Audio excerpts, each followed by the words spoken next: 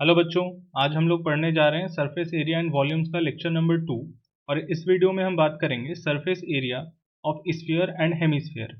बच्चों, इस वीडियो का हमारा मेन टॉपिक है स्फीयर एंड हेमीस्फीयर। इस लेक्चर में हम डिस्कस करेंगे स्फीयर के सरफेस एरिया के ऊपर एंड हेमीस्फीयर के सरफेस एरिया के ऊपर, और साथ ही में हम एक्सरसाइज 11.2 के हर एक क्वेश्चन को सॉल्व करेंगे एक एक कर और उसके कुछ इंपॉर्टेंट एग्जाम्पल को भी डिस्कस करेंगे। ठीक है, तो अपने लेक्चर को स्टार्ट करते हैं और सबसे पहले हम समझते हैं स्फीयर के बारे में। ठीक है, तो ये जो तुम स्ट्रक्चर यहाँ देख पा रहे हो, इस स्ट्रक्चर को हम क्या बोलते हैं? स्फीयर। स्फीयर कैसा होता है? एक बॉल की तरह। ठीक है, एक क्रिकेट बॉल देख लो तुम, वो एक स्फीयर होता है। ठीक है, अगर ये पूरा सॉलिड है तो इसे हम सॉलिड स्फीयर बोल सकते हैं, और ये अंदर से खोखला है जैसे कि एक फुटबॉल होता है तो उसे हम होलो स्फीयर बोल सकते हैं। ठीक है, या फिर उसे हम स्फेरिकल शेल बोल सकते हैं। ठीक है ना? इस वीडियो में हमारा बात जो होगा वो सिर्फ सॉलिड स्फीयर के ऊपर ही होने वाला है। क्लियर है? और हेमीस्फीयर का बात रहा तो हेमीस्फीयर एक स्फीयर के हाफ शेप का होता है। ठीक है, अब इस फिगर में तुम यहाँ जो देख रहे हो ये एक सॉलिड हेमीस्फीयर है। ये होलो भी हो सकता है, अंदर से खाली हो सकता है। समझ गए? तो हम इन्हीं दोनों टॉपिक पर बात करने वाले हैं एक एक करके। सबसे पहले हम स्फीयर की सरफेस एरिया के ऊपर डिस्कशन करेंगे।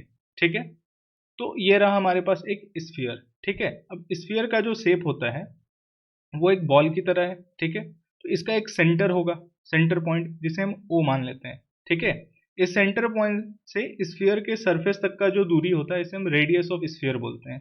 ठीक है, ये आर क्या हो गया? रेडियस। समझ गए? और इस सेंटर से स्फीयर तक, स्फीयर के सरफेस तक का हर एक पॉइंट से अगर तुम ये डिस्टेंस देखोगे तो ये सेम होगा बिल्कुल, आर। ठीक है, हर जगह पर। ठीक है, रेडियस। अब तुम यहाँ देख पा रहे हो तो स्फीयर का पूरा एक ही सरफेस तुम्हें नजर आ रहा होगा। क्लियर है ना?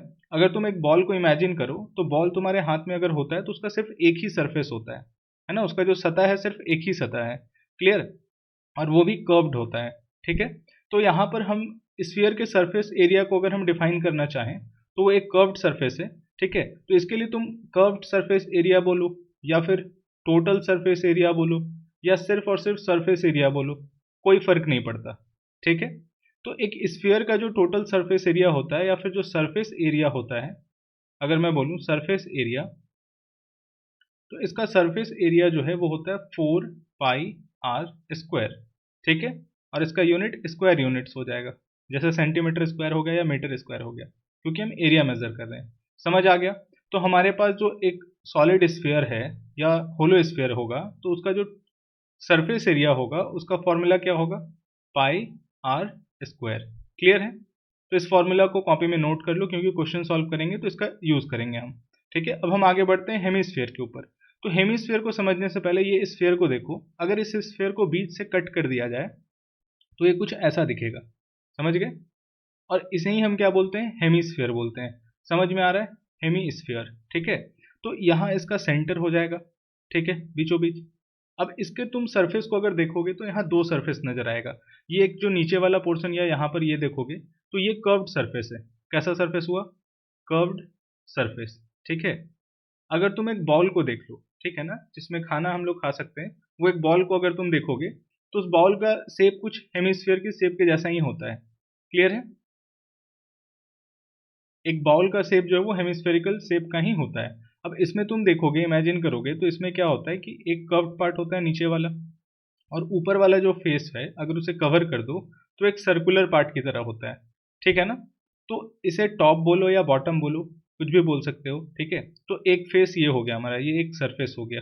ठीक है, तो ये कैसा सरफेस है? एक प्लेन सरफेस है। ठीक है ना?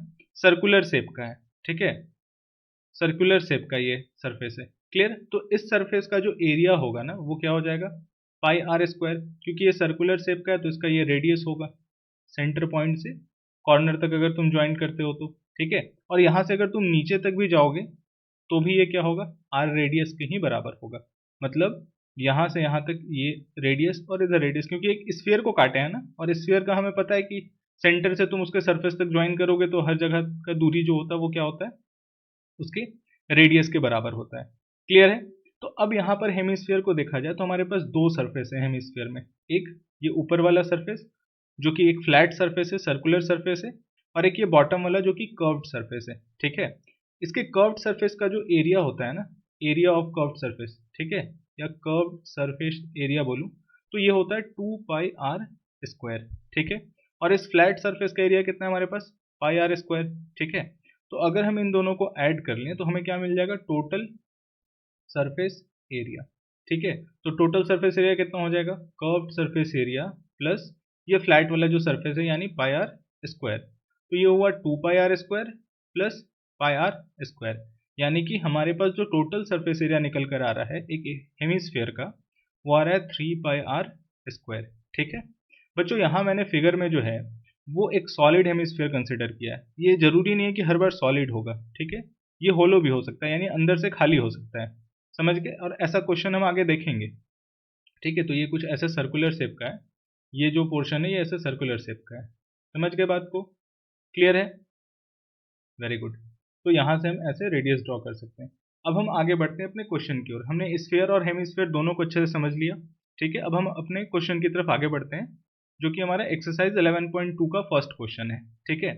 तो ये हमारा पहला क्वेश्चन है और ये क्वेश्चन क्या बोल रहा है जरा देखो। तो इस क्वेश्चन में पूछा जा रहा है, find the surface area of a sphere of radius 10.5 centimetre, 5.6 centimetre and 14 centimetre, ठीक है। तो यहाँ हमें क्या करना है, सरफेस एरिया फाइंड करना है। काफी आसान सा क्वेश्चन है, ठीक है। तो हम यहाँ लिखेंगे सॉल्यूशन, ठीक है, गिवन नंबर फर्स्ट के लिए, ओके। तो यहाँ पर हमें दिया हुआ है रेडियस, रेडियस ऑफ स्फीयर। तो रेडियस ऑफ स्फीयर कितना हो जाएगा, 10.5 सेंटीमीटर यहाँ दे रखा है। तुम ये स्फीयर का एक डायग्राम बना सकते हो, ठीक है। फर्स्ट वाले के लिए हो जाएगा 10.5, या तुम आर लिखो सर, हर एक के लिए चेंज करते जाओगे, ठीक है। तो ये 10.5 सेंटीमीटर हो गया। अब हमें क्या निकालना है, सरफेस एरिया। तो we have surface area of sphere, ठीक है, क्या होता है अपने पास 4πr², ठीक है। तो 4 इंटू 22/7 इंटू ये 10.5 का स्क्वायर, तो मैं लिख दूं 10.5 इंटू 10.5, ठीक है। अब ये डेसिमल हटाओगे तो नीचे 10 आएगा, यहाँ से डेसिमल हटा दो नीचे आ गया 10, ठीक है।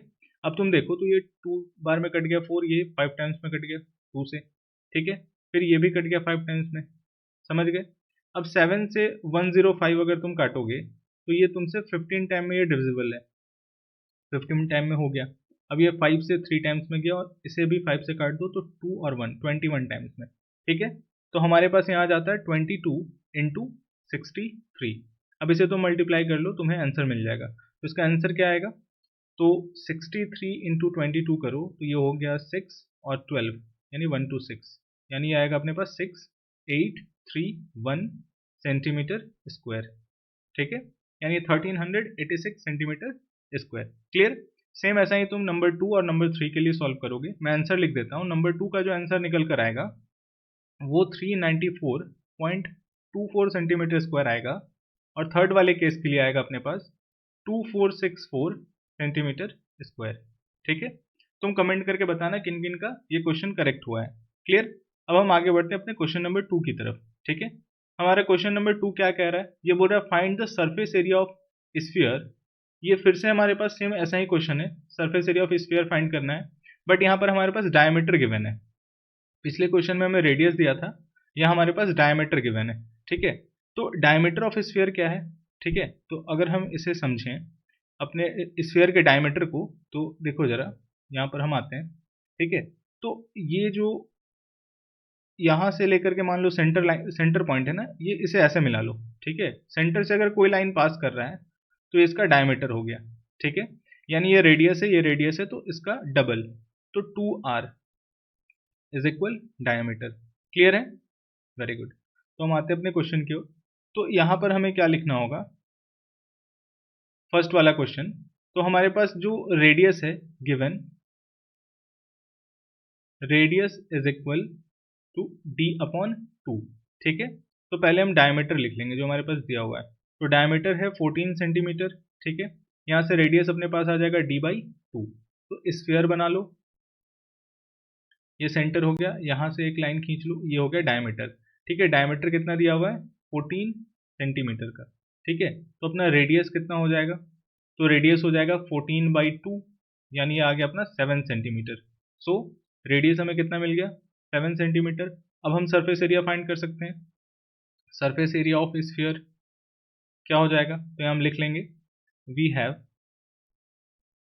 सरफेस एरिया ऑफ स्फीयर क्या होगा, ये 4πr स्क्वायर, ठीक है। तो 4 इंटू 22/7 इंटू 7 इंटू 7, ये कैंसिल हो गया, मल्टीप्लाई करो तो 28 इंटू 22, ठीक है।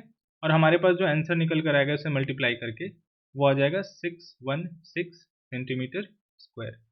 क्लियर है। सेम ऐसा ही तुम सेकंड और थर्ड के लिए फाइंड आउट करोगे, ठीक है। तो सेकंड का आंसर जो तुम्हारा निकल कर आएगा ये आएगा 1386, ठीक है। ये तुम्हारा निकल कर आएगा 3.5 मीटर में जो दिया हुआ ये मीटर में आएगा, ठीक है ना। ये सेंटीमीटर स्क्वायर हो गया और ये मीटर में आएगा 38.5 metre square. Clear, very good. तो अब हम आगे बढ़ते हैं अपने नेक्स्ट क्वेश्चन की ओर। हमारा थर्ड क्वेश्चन क्या बोल रहा है, देखो जरा। तो ये थर्ड क्वेश्चन में बोला गया find the total surface area of hemisphere of radius 10 centimetre. अब एक हेमिस्फीयर है और उसका टोटल सरफेस एरिया फाइंड करने के लिए बोला गया। तो यहाँ हम एक हेमिस्फीयर ड्रॉ करेंगे और इस हेमिस्फीयर का हमारे पास रेडियस गिवन है, ठीक है। सेंटर से यहाँ तक का जो दूरी है यानी रेडियस जो है वो 10 सेंटीमीटर है। क्लियर, ये नीचे भी रेडियस ही होगा, ये भी 10 सेंटीमीटर होगा। क्लियर, तो हमें क्या फाइंड करना है यहाँ पर, टोटल सरफेस एरिया। तो पहले हम गिवन पॉइंट लिख लेंगे, गिवन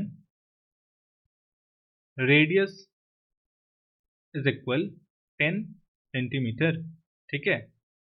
तो अब हमें फाइंड करना है टोटल सरफेस एरिया। तो यहाँ लिखेंगे we have total surface area of a hemisphere is equal 3πr square, ठीक है। तो ये क्या हो जाएगा 3 इंटू 22/7 इंटू 10 इंटू 10। हमें क्या करना है, इसे कैलकुलेट कर लेना अब यहाँ से, ठीक है। इस पूरे को कैलकुलेट करेंगे। अब यहाँ हमारे पास बोला गया use pi is equal to 3.14, तो यहाँ हम लिखेंगे 3.14, ठीक है। तो ये 3 इंटू ये मल्टीप्लाई करोगे 10 इंटू 10 100 हो जाएगा और फिर 3.14 से तो डेसिमल दोनों कैंसिल हो जाएगा, यहाँ हो जाएगा 314। अब इसे मल्टीप्लाई कर लो तो क्या हो जाएगा 12 1 3 1 4 एंड 9 यानी 942 सेंटीमीटर स्क्वायर हमारा आंसर होगा, ठीक है। समझ गए। अब आगे बढ़ते हैं अपने फोर्थ क्वेश्चन की ओर। देखो हमारे पास फोर्थ क्वेश्चन क्या बोल रहा है।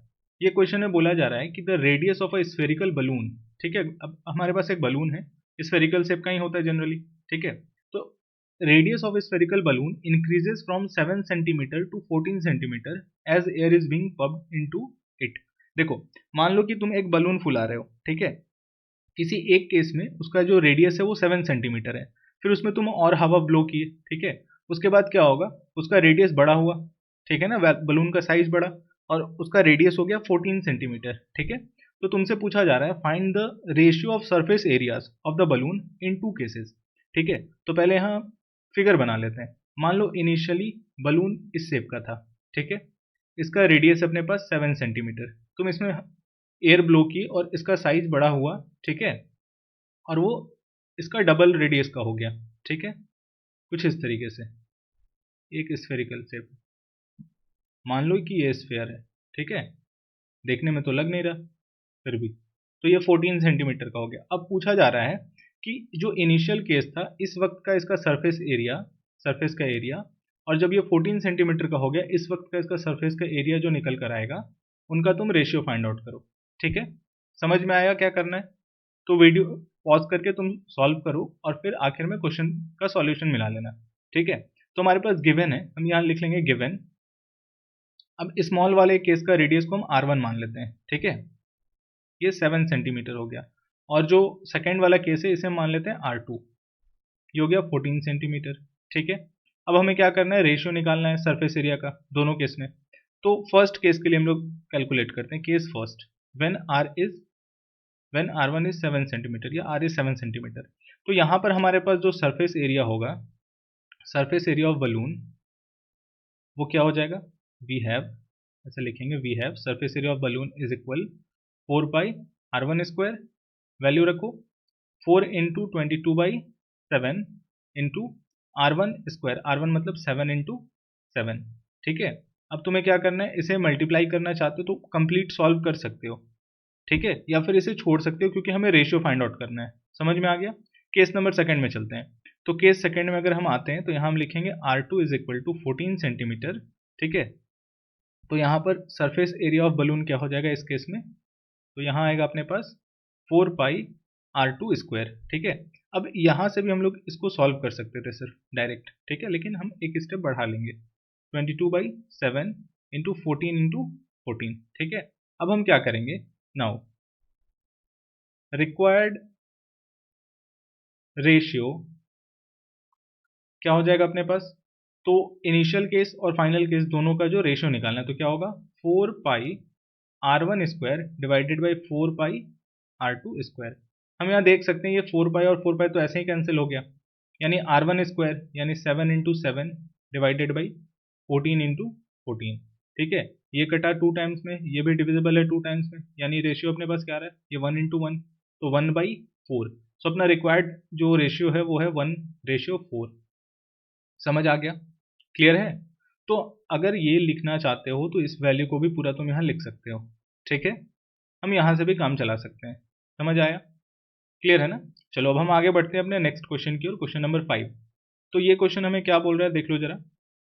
तो क्वेश्चन हमें बोल रहा है कि a hemispherical bowl made of brass has inner diameter 10.5 centimetre. ठीक है, एक हेमिस्फेरिकल बाउल है जो ब्रास का बना हुआ है। ठीक है, और उसका इनर डायमीटर जो बोला जा रहा है वो 10.5 सेंटीमीटर का है। देखो यहाँ इनर डायमीटर से क्या मतलब है इसको समझ लो।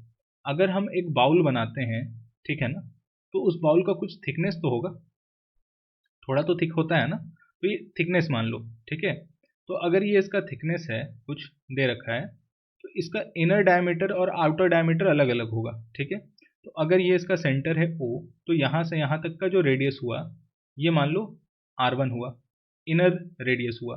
ठीक है, स्मॉल r से समझ लो। और यहाँ से अगर तुम ये बाहर तक का मेजर करोगे तो ये आउटर रेडियस हो गया, कैपिटल R। ठीक है, सिमिलरली यहाँ से यहाँ तक अगर मिला देते हो तो ये पूरा इनर डायमीटर हो जाता है। समझ गए, और ये बाहर से पूरा मिला होगा तो ये आउटर डायमीटर हो जाएगा। समझ रहे हो बात को ना, ओके। ठीक है, तो हम यहाँ डिस्कस करते हैं आगे अपने क्वेश्चन को। तो इसके बाद बोला जा रहा है find the cost of tin plating it on the inside at a rate of 16 पर 100 सेंटीमीटर स्क्वायर। मतलब हम इसके ऊपर टीन का प्लेटिंग कराने वाले हैं। ठीक है, और पर 100 सेंटीमीटर स्क्वायर का जो कॉस्ट है वो 16 रुपीज़ है। समझ गए। अब ये पर 100 स्क्वायर वाला जो है ना, पर 100 सेंटीमीटर स्क्वायर का कॉस्ट, ऐसा क्वेश्चन पिछले एक्सरसाइज में भी था। वहां मैंने बताया था कि तुम्हें क्या करना है, 1 मीटर स्क्वायर के लिए कॉस्ट कैलकुलेट कर लेना है। ठीक है, तो इसे तुम कैसे कैलकुलेट करोगे, तो लिखोगे cost of tin plating of 100 centimetre square area is equal ₹16। ठीक है, so cost of tin plating of 1 metre square क्या हो जाएगा, 16 डिवाइडेड बाई 100। समझ गए, तो ये हमारे पास 1 मीटर स्क्वायर का कॉस्ट निकल कर आ गया। अब जैसे ही तुम इस पूरे हेमिस्फेरिकल बाउल का जब तुम वो फाइंड करोगे ना, क्या इनर कर्व्ड सरफेस एरिया जिसपे तुम्हें ये टिन प्लेटिंग कराना है, ठीक है, तो वो जो टोटल जितना भी सरफेस एरिया निकल कर आएगा उसे क्या करेंगे हम, इस 1 मीटर स्क्वायर को जो टिन प्लेटिंग करने का जो कॉस्ट है उतने से मल्टीप्लाई कर लेंगे। समझ गए। देखो हमें टिन प्लेटिंग कराना कहाँ है, इनर सरफेस एरिया पे कराना है ना।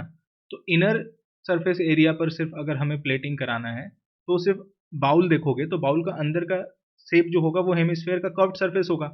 ठीक है, तो उस कर्व्ड सरफेस का तुम एरिया फाइंड आउट करो, वो जो एरिया निकल कर आएगा उतना ही एरिया में हमें टिन प्लेटिंग कराना है। ठीक है, हमने यहाँ कैलकुलेट कर लिया 1 मीटर स्क्वायर में अगर टिन प्लेटिंग कराना है तो उसके लिए कॉस्ट जो आएगा वो 16/100 आएगा। ठीक है, तो जो भी हमारे पास कर्व्ड सरफेस एरिया निकल कर आता है उससे हम क्या करेंगे, इस अमाउंट को मल्टीप्लाई कर लेंगे। समझ गए बात को। चलो अब आगे बढ़ते हैं अपने क्वेश्चन पर, इसको सॉल्व कर लेते हैं। ठीक है, जिन्हें समझ में आया वो पॉज करके सॉल्व करो। क्लियर, तो हमारे पास गिवन है diameter is equal to 10.5 centimetre. ठीक है, इसका रेडियस आ जाएगा 10.5/2। ठीक है, तो इसे ऐसे ही रहने दो। ठीक है ना, ऐसे ही रहने दो, कोई दिक्कत नहीं है। अब हम क्या करेंगे, हमें टिन प्लेटिंग कराना कहाँ है, तो इनर कर्व्ड सरफेस पे कराना है। हेमिस्फेरिकल बाउल है, इनर एरिया यानी कि इनर कर्व्ड सरफेस पे कराना है। ठीक है, तो हम यहाँ उसका एरिया फाइंड आउट करेंगे। ठीक है, तो यहाँ लिखेंगे कि inner surface area of the bowl is equal 2πr², ठीक है। तो इसका एरिया कितना आ जाएगा 2 इंटू 22/7 और r हुआ 10.5/2 इंटू 10.5/2। अब ये 2 से कट गया 11 टाइम्स में, ये 2 से कट गया 1 टाइम्स में। अब ये 7 से काटोगे तो ये कटेगा 1.5, ठीक है। तो अपने पास क्या आ रहा है 11 इंटू 1.5 इंटू 10.5, ठीक है। अब इस पूरे को तुम कैलकुलेट करोगे तो ये तुम्हारा निकल कर आएगा 173.25 सेंटीमीटर स्क्वायर, समझ गए, ठीक है। तो अब यहाँ से हमें टोटल एरिया मिल गया जहाँ पर हमें टिन प्लेटिंग कराना। अब हम कॉस्ट कैसे फाइंड करेंगे, तो 1 मीटर स्क्वायर का हमने ऑलरेडी फाइंड कर लिया है। अब यहाँ हम लिखेंगे इसे, तुम इसके बाद तुम इस पॉइंट को लिख लेना, ठीक है, और इसके बाद फिर फाइनल आंसर होगा। सो cost of tin plating of 173.25 centimetre square area will be equal to rupees 16/100 into 173.25। तो इसे जब तुम सॉल्व करते हो तो तुम्हें रिजल्ट मिलता है ₹27.72। ये तुम्हारा आंसर हुआ, यानी कि हमारा फाइनल कॉस्ट कितना निकल कर आया 27.72 रुपीज़, समझ गए, ठीक है। यहाँ हमने हेमिस्फेरिकल बाउल के ऊपर बात किया जो अंदर से खाली होता है, ठीक है ना। ओके, अब हम आगे बढ़ते हैं अपने 6th क्वेश्चन की ओर। अभी हमारा 6th क्वेश्चन क्या बोल रहा है, ये बोला जा रहा है find the radius of sphere whose surface area is 154 centimetre square. अब इस क्वेश्चन में हमें स्फीयर का सरफेस एरिया दे दिया है, हमसे रेडियस बोला गया फाइंड करने के लिए। काफ़ी आसान सा सवाल है। ये एक स्फीयर है, इसका ये रेडियस r हुआ, ठीक है, इसका सरफेस एरिया में गिवन है, तो हम यहाँ लिखेंगे given surface area of sphere is equal 154 centimetre square, ठीक है। इसके बाद लिखेंगे we know that surface area जो होता है, सरफेस एरिया ऑफ स्फीयर वो होता है 4πr², ठीक है, 4πr²। So according to question surface area जो हमारा होगा यानी 4πr² जो होगा वो 154 सेंटीमीटर स्क्वायर के बराबर होगा, ठीक है। तो हम वैल्यू लिखेंगे 4 into 22/7 into r² is equal 154 centimetre square, ठीक है। अब तुम जरा देखो यहाँ क्या होगा, ये तुम पूरे को सॉल्व करो तो यहाँ आ जाएगा r²। अब ये 7 डिवाइड में है तो इधर मल्टीप्लाई में जाएगा, तो 154 इंटू 7, ये 22 ऊपर है तो ये नीचे आ जाएगा यहाँ डिवाइड में, और 4 भी यहाँ आ गया, ठीक है। अब तुम देखोगे तो ये 7 से कट जाएगा, 22 से ये 7 टाइम्स में कटेगा, ठीक है। तो ये आ गया 7 इंटू 7 और नीचे आ गया 4 को मैं लिख सकता हूँ 2 इंटू 2, और ये हमारा सेंटीमीटर स्क्वायर है, ठीक है। समझ गए बात को इसको, ठीक है। अब इसे यहाँ लिखता हूँ, काम करता हूँ इधर, ठीक है। तो हमारे पास हो गया r is equal 7 into 7 divided by 4 centimetre square, और इस पूरे को हम स्क्वायर रूट में, क्योंकि यहाँ स्क्वायर था इधर स्क्वायर रूट हो गया, ठीक है। तो 7 इंटू 7 का 7 आएगा बाहर, 4 का आ जाएगा 2 और सेंटीमीटर स्क्वायर का आएगा सेंटीमीटर। सो हमारे पास रेडियस क्या आ गया 7/2 सेंटीमीटर, ठीक है। तो इस स्फीयर का रेडियस हमें मिल गया 7/2 यानी कि 3.5 सेंटीमीटर, समझ गए, क्लियर है। अब हम आगे बढ़ते हैं अपने नेक्स्ट क्वेश्चन की ओर। तो हमारा अगला क्वेश्चन जो है 7th नंबर, ये हमें क्या बोल रहा है जरा पढ़ लेते हैं। तो इस क्वेश्चन में बोला गया है कि the diameter of the moon is approximately 1/4 of the diameter of the earth. यहाँ हमें बोला गया है कि जो मून का डायमीटर है वो अर्थ के डायमीटर के अप्रोक्सीमेटली 1/4 है, ठीक है। Find the ratio of their surface area. तो हमें क्या करना है कि उनके सरफेस एरिया का रेशियो फाइंड करना है, ठीक है। अब जरा समझो, अगर डायमीटर अर्थ के डायमीटर से मून का डायमीटर 1/4 है तो रेडियस भी तो 1/4 हुआ। समझते हैं इसे कैसे, देखो ये अगर मान लो हमारा मून हुआ, ठीक है, ये हमारा मून है और ये हमारा अर्थ है, ठीक है। तो अर्थ का जो डायमीटर है ये मून के डायमीटर का 1/4 टाइम्स ज़्यादा है, या ऐसा बोलो कि जो मून का जो डायमीटर हुआ ये स्मॉल डी मान लो और इसे कैपिटल डी मान लो। तो क्वेश्चन के अकॉर्डिंग हम देखें तो स्मॉल डी जो है वो कैपिटल डी का 4th टाइम है, समझ गए। ये अपने पास गिवन है, स्मॉल डी क्या है डायमीटर ऑफ मून, ये हमने मान रखा है, ठीक है। और कैपिटल डी क्या हो गया, डायमीटर ऑफ अर्थ हो गया, ठीक है। ये हमने एज्यूम कर लिया, लेट, ठीक है।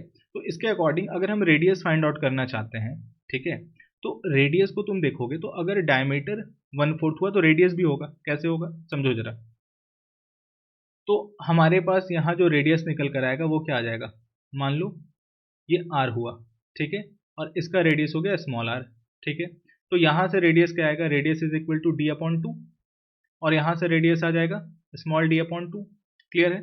अब स्मॉल डी की जगह पर अगर तुम वैल्यू पुट करते हो तो स्मॉल डी किसके बराबर है, कैपिटल D/4 के बराबर है, ठीक है। और यहाँ पर ये 2 लिख लो, समझ गए। क्लियर है। अब यहाँ से स्मॉल r क्या आ जाएगा, अब तुम देखोगे कि small r is equal to, यह आया D/4 इंटू 2, तो ये D/2 मैं लिख लेता हूँ, 4 अलग कर लेता हूँ, ठीक है। तो अब तुम देखोगे या यहीं पर समझ लो ना, ये D/2 है, ये क्या है, D/2 अर्थ के रेडियस के बराबर है, तो ये क्या आ जाएगा, कैपिटल R/4। समझ गए। क्लियर है इतना सा बात, ठीक है ना। तो ये तो हमें ऐसे भी समझ में आ रहा था कि डायमीटर अगर 1/4 है तो रेडियस भी 1/4 ही होगा। क्लियर है। तो अब हम यहाँ डायरेक्ट लिख सकते हैं, अब हम डायरेक्ट लिखेंगे कि लेट द रेडियस, या यहाँ तो डायमीटर हमने मान लिया है, तो यहाँ हम लिख लेंगे कि radius of earth is equal capital R, ठीक है। So radius of moon will B capital R/4। कैसे, हमने यहाँ कैलकुलेट कर रखा है, समझ गए। सो अकॉर्डिंग टू क्वेश्चन, ये वैल्यू, ये जो हमने कैलकुलेट किया, इसे तुम यहाँ लिख सकते हो। तो अकॉर्डिंग टू क्वेश्चन रेशियो में निकालना है ना, find the ratio of their surface area, ठीक है। तो हम ऊपर लिख लेंगे, तो रिक्वायर्ड रेशियो यहाँ लिख लेते हैं। So required ratio is equal क्या हो जाएगा, तो surface area of moon divided by surface area of earth, ठीक है। मून का सरफेस एरिया क्या हो जाएगा, 4πr², मान लो स्मॉल r से लिख लेता हूँ इसे, मून के रेडियस को, ठीक है। ये स्मॉल r हो गया, ठीक है, small r² divided by 4π capital R²। ये 4π से 4π कैंसिल हो गया, तो small r² upon capital R²। तो स्मॉल r की वैल्यू रखो, r/4 डिवाइडेड बाई r², ठीक है। कितना आ जाएगा जरा देखो, तो ऊपर हो गया r²/16, ठीक है। तो ये जो 16 है ये नीचे आएगा, और यहीं पर हो जाएगा ये r², ठीक है। r² से r² कट गया, तो 1/16 आ रहा है, ठीक है। ये चीज समझ आ रहा है ना कैसे हुआ। सो देखो यहाँ पर, इसे यहाँ पर समझ लो, r²/16 होगा, ठीक है, डिवाइडेड बाई r² होगा, इसके नीचे 1 समझ लो। तो इसे जब तुम डिवाइड में है तो इसे यहाँ मल्टीप्लाई में भेजोगे तो ये क्या होगा, ये हो जाएगा 1/r², से r² कैंसिल हो गया, तो आया 1/16। सो अपना रिक्वायर्ड रेशियो जो निकल कर आ रहा है वो क्या आ रहा है, 1/16 आ रहा है। समझ गए, कोई दिक्कत नहीं है इसमें। Very good. देखो इस क्वेश्चन को ना कुछ हम इस तरीके से बना सकते हैं, जैसे अभी हमने ये सॉल्व किया, यहाँ डायमीटर को एज्यूम किया था, डायमीटर एज्यूम करके इसे हम रेडियस के फॉर्म में भी करके सॉल्व कर सकते हैं। कैसे सॉल्व कर सकते हैं देखो जरा, ये भी एक बार सीख लो इस तरीके से भी। तो मान लो हम लिखेंगे let diameter of earth is equal, तो ये अगर रेडियस इसका r है तो इसका डायमीटर 2r हो जाएगा, ठीक है, इसका डबल हो जाएगा, ठीक है। ये मैं यहाँ से रेस कर रहा हूँ, ठीक है, इसे भी रेस कर रहा हूँ। क्लियर। तो अब हमारे पास क्या हो जाएगा, यहाँ से अब हम अगर लिखेंगे तो अकॉर्डिंग टू क्वेश्चन, ठीक है, या फिर ऐसे, हाँ, इसके बाद लिख लो यहाँ पर, इसके बाद लिख लो कि radius of earth will be is equal to r। Clear है। सो अब लिखो कि अकॉर्डिंग टू क्वेश्चन, तो diameter of moon will be equal to 2r/4, ठीक है, which is equal to r/2, या 2r में कट गया, which is equal to r/2। तो यहां से आ जाएगा रेडियस ऑफ मून, मून क्या हो जाएगा, तो ये मून का डायमीटर है r/2, इसी का हाफ कर लो, यानी आ गया r/4। तो तुम इसे इस तरीके से भी लिख सकते हो। ये जो प्रोसेस है ना, इस प्रोसेस से भी तुम लिख करके बना सकते हो। स्टार्टिंग में तुम ऐसे लिख लो और इस तरीके से फिर फाइंड आउट कर सकते हो आगे जाकर। क्लियर? अब हम अपने नेक्स्ट क्वेश्चन की तरफ आगे बढ़ते हैं। तो हमारा नेक्स्ट क्वेश्चन क्या है, देख लो जरा। यहाँ बोला गया है कि a hemispherical bowl is made of steel. एक हेमिस्फेरिकल बाउल है, वो स्टील का बना है, जिसका थिकनेस है 0.25 सेंटीमीटर। ठीक है। इसके बाद बोला जा रहा है the inner radius of the bowl. Bowl का जो इनर रेडियस है वो 5 सेंटीमीटर का है। ठीक है। Find the outer curved surface area. अब तुम्हें outer curved surface area find करना है। ठीक है। काफी आसान सा क्वेश्चन है, देखो जरा कैसे बनेगा। ये हमारे पास एक बाउल हो गया। ठीक है। अब इसका कुछ थिकनेस है, तो ये कुछ ऐसा दिखेगा। ठीक है। इसे ऐसे बना लो कुछ इस तरीके से। ये इनर सरफेस हो गया, ये आउटर सरफेस ऐसे। ठीक है, कुछ इस तरीके से। समझ गए? तो यहाँ पर इनर रेडियस हमें दे रखा है। इनर रेडियस ये इनर रेडियस दे रखा है, या इसे ऐसे देख लो यहाँ तक। तो इसका इनर रेडियस है 5 सेंटीमीटर। ठीक है। और इसकी जो थिकनेस है, ये बॉल का जो थिकनेस है, ये वाला जो थिकनेस है, ये थिकनेस है इसके पास 0.25 सेंटीमीटर का, यानी कि ये वाला जो लेंथ हुआ ये 0.25 हुआ। ठीक है। तो अगर हम देखें तो यहाँ ओ पॉइंट है, इसे मान लो मैं ले लेता हूँ ओ ए। तो यहाँ हम लिख लें सॉल्यूशन। तो ओ ए इज इक्वल इनर रेडियस जो कि अपने पास 5 सेंटीमीटर, और यहाँ बी तक ले लो, ओ से बी मिला लो। ठीक है। तो यहाँ हो जाएगा O B is equal outer radius, है ना, आउटर रेडियस हो गया। ठीक है। तो वो कितना हो जाएगा, 5 सेंटीमीटर प्लस थिकनेस, ये थिकनेस ऐड करेंगे, ओ ए प्लस ए बी। ठीक है। तो हो जाएगा 0.25। तो कितना आ गया, 5.25 सेंटीमीटर। अब हमें क्या करना है, आउटर सरफेस का रेडियस मिल गया। अब हम कर्व्ड सरफेस निकाल सकते हैं, है ना, अच्छे से कर्व्ड सरफेस फाइंड आउट कर लेंगे। तो यहां से हमारे पास आ जाएगा, so outer curved surface area, outer curved surface area of the bowl कितना हो जाएगा अपने पास, 2 pi outer curved surface, outer radius अगर मैं मान लूँ कैपिटल आर, तो कैपिटल आर का स्क्वायर। ठीक है। इसे कैपिटल आर मान लो। ठीक है। तो ये हो जाएगा 2 इंटू 22/7 इंटू कैपिटल आर कितना आया, 5.25 का स्क्वायर। ठीक है। अब तुम इसे अगर सॉल्व करोगे तो इसे सॉल्व करके तुम्हारा जो फाइनल रिजल्ट आएगा वो आएगा 173.25 सेंटीमीटर स्क्वायर आंसर। ठीक है। तुम क्या करोगे, यहाँ पर इसे सॉल्व कर लो, ये हो जाएगा 44/7। ठीक है। और 5.25 का तुम स्क्वायर निकाल लो। ठीक है। 5.25 का स्क्वायर निकाल के यहाँ लिख के इसे सॉल्व कर लो। क्लियर है? अब आगे बढ़ते हैं क्वेश्चन नंबर 9 की तरफ। ठीक है। ये हमारे पास क्वेश्चन नंबर 9 है। देखो जरा यहाँ क्वेश्चन में क्या बोला जा रहा है। इस क्वेश्चन में बोला गया है कि राइट सर्कुलर सिलेंडर, ये एक सिलेंड्रिकल शेप है ना, right circular cylinder just enclose a sphere of radius R. ये आर रेडियस का एक स्फीयर को इनक्लोज कर रखे हुए अपने अंदर। ठीक है। जैसा कि फिगर में दे रखा है। क्वेश्चन ने बोला है कि find the surface area of sphere, sphere की सरफेस एरिया को फाइंड करिए, curved surface area of the cylinder, cylinder का curved surface area, and ratio of the area between first and second, और फर्स्ट और सेकंड का ratio निकालो। ठीक है। तो अगर मुझे स्फीयर का कर्व्ड सरफेस चाहिए तो उसका रेडियस मालूम होना चाहिए। तो यहाँ क्वेश्चन में दे नहीं रखा है, तो हम क्या करेंगे, एज्यूम कर लेंगे कि let the radius of sphere is equal are.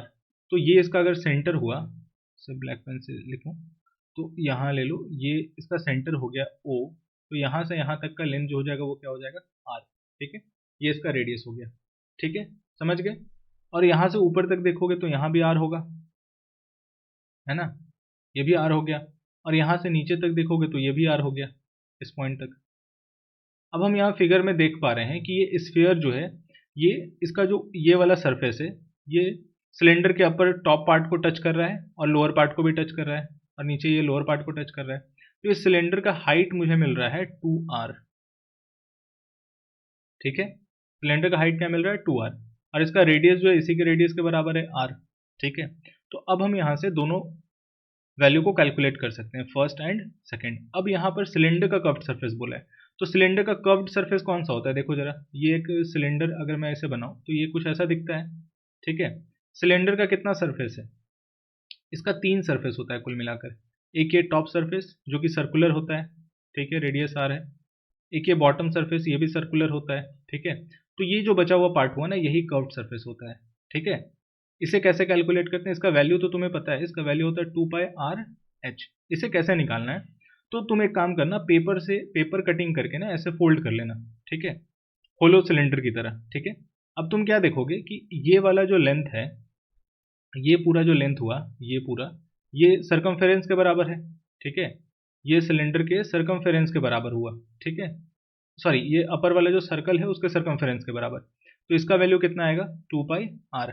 अब अगर मान लो तुम इसे यहां से कट करके इसे ओपन कर लो, तो ये कुछ ऐसा खुल जाएगा, एक रेक्टेंगल की तरह, ठीक है। ये वाला हिस्सा जो खुलेगा ऐसे करके, यह इसका लेंथ बनेगा जो कि 2πr होगा, ठीक है। और ये इसका हाइट h है, तो इसका हाइट हो गया h, तो इसका एरिया कितना आ गया, 2πr/h। तो यहां से हमें मिल गया इसका कर्व्ड सरफेस एरिया। समझ गए इस बात को, ठीक है। अब ये मैंने सिर्फ तुम्हें समझाने के लिए बनाया था, इसका इस क्वेश्चन में हम डायरेक्ट वैल्यू पुट करके सॉल्व करेंगे, ऐसे हम लोग पूरा यहाँ एक्सप्लेन नहीं करेंगे, ठीक है। समझ गए इस बात को, वेरी गुड। तो अब हम लोग क्या करेंगे, फाइंड आउट करते हैं आगे। तो हमारे पास क्या निकल कर आएगा यहाँ से, सरफेस एरिया ऑफ स्फीयर। तो पहला सवाल का हमारे पास आंसर आएगा, so surface area of sphere equal 4π, radius हमने r मान रखा है तो r², ठीक है, ये निकल कर आ गया। सेकंड हमारे पास क्या आएगा, curved surface area of the cylinder. तो ये हमारे पास कितना आ जाएगा, सिलेंडर कर्व्ड सरफेस एरिया कितना हमने निकाला, 2πr/h, तो जगह 2πr/h। यहाँ पर हम लिख लेते हैं कि the height of cylinder will be 2r, ये 2r के बराबर है, ठीक है। तो ये हो जाएगा 2 इंटू 22/7, या फिर ये पाई ही रहने दो ना, पाई रहने दो, ये r हो गया और हाइट हो गया r², ठीक है। तो ये कितना आ जाएगा, 2πr³ क्लियर, समझ गए। अच्छा एक सेकेंड, ये हमारा 2r है ना, 2r है, r² नहीं है, क्यूबिक में तो आ ही नहीं सकता, तो ये मल्टीप्लाई हो गया अपना 4πr², ठीक है, 4πr²। अब हमें क्या करना है यहाँ पर, अब हमें लिखना है रेशियो, थर्ड में जो है हमारे पास, ठीक है। तो थर्ड में हमें लिखना है ratio obtain from first and second, ठीक है। तो रिक्वायर्ड रेशियो, तो रिक्वायर्ड रेशियो क्या हो जाएगा अपने पास, 4π r² divided by 4π, sorry, first में मिला अपने पास 4πr², हाँ, और सेकंड में मिल गया 4πr², दोनों में हमें सेम वैल्यू मिल रहा है। तो क्या आ रहा है, 1/1, यानी रिक्वायर्ड रेशियो आ गया 1:1। समझ गए। तो अगर यहाँ से हमने क्या सीखा कि अगर एक सिलेंडर जो कि एक स्फीयर को अपने अंदर कंटेन किया है, ठीक है, या ऐसे समझ लो कि अगर हमें एक स्फेरिकल बॉल को एक सिलेंड्रिकल शेप में पैक करना है, तो उसके लिए हमें क्या करना होगा, अगर कंप्लीट पैक करना है तो कुछ इस तरीके से हमें सेटअप करना होगा। तो यहाँ जो हमारा कर्व्ड सरफेस एरिया आएगा बनाने के लिए, अगर मान लो इसमें ऐसा क्वेश्चन बोल देता कि तुम्हें curved surface area required seat बताओ, कि तुम्हें जो ये सिलेंडर बनाना है, ठीक है, सिलेंडर जो यहाँ दे रखा है, जो इसे पैक करके रखा है, इसका कर्व्ड सरफेस एरिया के लिए सीट कितना रिक्वायर्ड होगा, ठीक है। तो तुम क्या करोगे, यहाँ से हम डायरेक्ट देख चुके हैं कि ये डायरेक्ट क्या होगा, अगर इस तरीके से पैक करता है तो वो स्फीयर के टोटल सरफेस एरिया के बराबर आ रहा है। समझ गए। वैसे हमें तो पूरा सॉल्व करना पड़ेगा, बस अगर मान लो ऑब्जेक्टिव क्वेश्चन आता है तो उसके लिए बस ये पॉइंट हमें यहाँ से समझ में आ रहा है, ठीक है। अब ये एक्सरसाइज का सारा क्वेश्चन हमारा कंप्लीट हो चुका है, ठीक है। अब हम एक इससे एक अच्छा सा एक ये एग्जाम्पल क्वेश्चन था, तो इसे हम यहाँ डिस्कस कर लेंगे, ठीक है। तो यहाँ देखो क्या बोला है, यहाँ बोला जा रहा है कि a hemispherical dome of a building needs to be painted, ठीक है। ये एक बिल्डिंग है, इसका डोम जो है वो हेमिस्फेरिकल है, ठीक है। अब ऐसा ही क्वेश्चन हमने पिछले एक्सरसाइज में किया था, वहां पर हमारे पास कॉनिकल डोम था, ठीक है। If the circumference of the base of the dome is 17.6 metre, ये इस बेस का ये जो देखो ये हेमिस्फेरिकल डोम जो है, तो इसका जो निचला हिस्सा होता है ये सर्कुलर होता है, तो इस सर्कुलर हिस्से का जो डायमीटर सॉरी सर्कमफेरेंस दिया है वो है 17.6 मीटर। अब हमसे बोला गया find the cost of painting it, given the cost of painting is 5 पर 100 सेंटीमीटर स्क्वायर। ठीक है, चलो इस क्वेश्चन को समझते हैं पहले अच्छे से। तो हमारे पास एक बिल्डिंग है और उसका जो ऊपरी हिस्सा है वो हेमिस्फेरिकल शेप का है। ठीक है, इस तरीके का। अब हमसे बोला गया कि इसे हमें व्हाइट वॉश कराना है ना, पेंटिंग कराना है। इसे पेंटिंग कराने के लिए हमें कॉस्ट पूछा गया है, कितना कॉस्ट लगेगा। हमें 100 सेंटीमीटर स्क्वायर का कॉस्ट दे रखा है। ठीक है, तो हम 1 सेंटीमीटर स्क्वायर के लिए कॉस्ट तो कैलकुलेट कर सकते हैं, पीछे हमने सीखा है। ठीक है, अब यहाँ पर क्या है ना कि अब हम देख पा रहे हैं यहाँ से कि हमें जो यहाँ फाइंड आउट करना है वो कॉस्ट फाइंड आउट करना है पेंटिंग का। कौन से सरफेस का पेंटिंग कराना है? ये ऊपर वाला भाग है ना, और ये ऊपर वाला भाग कौन सा है? कर्व्ड पोर्शन है। ठीक है, कर्व्ड पोर्शन है, तो इस कर्व्ड पोर्शन का हमें पेंटिंग कराना है। तो हमें क्या फाइंड आउट करना पड़ेगा? इस पूरे सरफेस को पेंट करने का कॉस्ट। ठीक है, 100 सेंटीमीटर स्क्वायर को पेंट करने का कॉस्ट 5 है, तो हमें कितना एरिया पेंट करना है पहले हमें ये कैलकुलेट करना होगा। तो हम फाइंड करेंगे इसका curved surface area. Curved surface area से हमें पता चलेगा कि हमें कितना एरिया पेंट आउट करना है। ठीक है, उसके बाद फिर हम कॉस्ट कैलकुलेट करेंगे। क्लियर? तो कर्व्ड सरफेस एरिया को कैलकुलेट करने के लिए हमें रेडियस चाहिए। इसका रेडियस कितना है? ठीक है, और रेडियस कैसे कैलकुलेट होगा? हमें तो इसका सरकमफेरेंस दिया है, नीचे वाला हिस्सा जो सर्कुलर है इसका सरकमफेरेंस दिया हुआ है। ठीक है, तो हमें पता है कि जो सरकमफेरेंस होता है वो होता है 2 पाई आर। ठीक है, तो 2 पाई आर अपने पास सरकमफेरेंस कितना दे दिया? 17.6 मीटर। ठीक है, तो हम यहाँ से कैलकुलेट करेंगे आर। आर कितना आ जाएगा? 17.6 बाई 2 पाई मीटर। ये हमें क्या मिल गया? रेडियस। तो हमें इसे पूरा यहाँ पर कैलकुलेट करना होगा।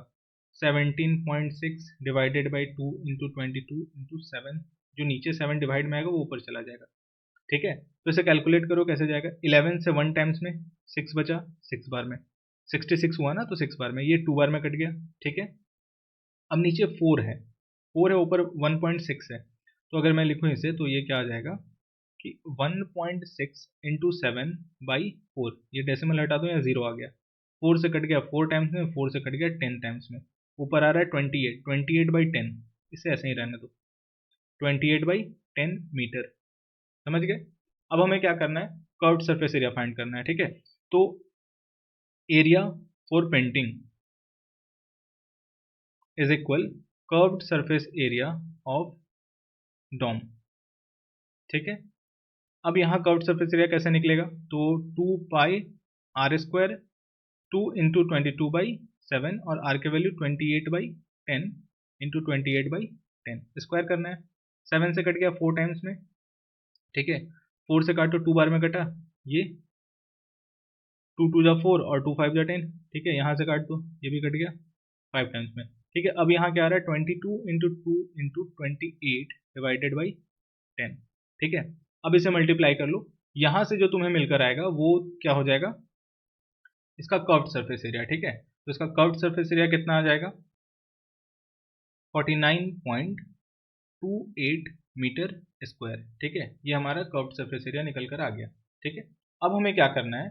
इसके बाद कॉस्ट कैलकुलेट करना है। तो कॉस्ट कैसे कैलकुलेट करेंगे? तो हमारे पास गिवन है cost of painting 100 metre square is equal, कितना दे रखा है? 5।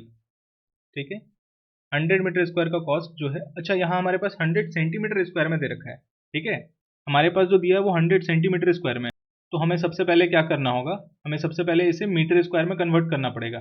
ठीक है ना, तो मीटर स्क्वायर में हम इसे पहले कन्वर्ट करेंगे। तो 100 सेंटीमीटर स्क्वायर का जो कॉस्ट है वो है 5 रुपीज़, ₹5। ठीक है, so cost of painting 1 metre square, तो इसे कैसे कन्वर्ट करेंगे? पहले 1 सेंटीमीटर स्क्वायर के लिए निकाल लेते हैं। 1 सेंटीमीटर आ जाएगा ₹5/100।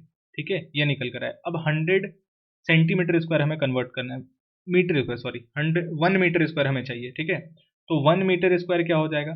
तो 1 मीटर इंटू 1 मीटर। ठीक है, यानी कि 100 सेंटीमीटर इंटू 100 सेंटीमीटर, यानी हो गया 10,000 सेंटीमीटर स्क्वायर। ठीक है, 10,000 सेंटीमीटर स्क्वायर। तो 1 सेंटीमीटर स्क्वायर है अपने पास 5/100, तो 10,000 सेंटीमीटर स्क्वायर यानी 1 metre square will be equal to 10,000 centimetre square. So cost of painting 1 metre square यानी 10,000 centimetre square will be equal to ₹5/100 into 10,000। यहाँ से 2 0 कैंसिल हो गया, तो ये हो गया अपने पास ₹500। ठीक है, यानी कि 1 मीटर स्क्वायर का कॉस्ट कितना आ रहा है, 500 आ रहा है। ठीक है, सो कॉस्ट ऑफ पेंटिंग, अपने पास एरिया कितना निकला था, तो पीछे हमारे पास एरिया आया था 49.28, तो cost of painting 49.28 metre square will be equal to ₹500 into 49.28। ठीक है, अब हम इसे मल्टीप्लाई कर लेंगे तो कितना हो जाएगा, 5 2 8 40, 10 2 14 1, और ये हो जाएगा 45 और 6 4 और 28 24। ठीक है, 2 0 और लगेगा, तो डेसिमल हमें यहाँ लगाना होगा। ठीक है, तो इतना रुपीज़ हमारे पास निकल कर आ रहा है, ₹24,640। ओके, तो ये हमारा फाइनल आंसर हो गया। ठीक है, अब तुम लोग क्या करना कि इसमें से जितना क्वेश्चन तुम्हारा करेक्ट हुआ है, जो तुम लोग खुद से बनाए वो कमेंट करके जरूर बताना कि हाँ तुम्हारा कितना क्वेश्चन करेक्ट हुआ। ठीक है, अब इसके नेक्स्ट वीडियो में हम अगले एक्सरसाइज को कवर करेंगे और अगला टॉपिक रिवाइज करेंगे, मतलब पढ़ेंगे। ओके।